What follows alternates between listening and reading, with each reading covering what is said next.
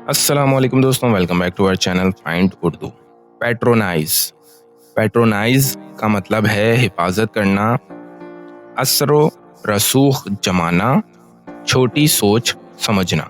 Patronise का दो मतलब हो सकते हैं, किसी का मददगार बनना या उसे सपोर्ट करना, और किसी को नीचा दिखाना या ऐसे ट्रीट करना जैसे वो कम अकल हो। For example, don't patronise me, I know what I am doing.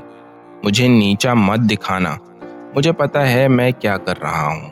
तो दोस्तों, पैट्रोनाइज का मतलब हो सकता है किसी की मदद करना या उसे फाइनेंशियली सपोर्ट करना या किसी को नीचा दिखाना के एक लहजा। उम्मीद है अब आपको पैट्रोनाइज का मतलब समझ में आ गया होगा। मिलते हैं नेक्स्ट वीडियो में। शुक्रिया।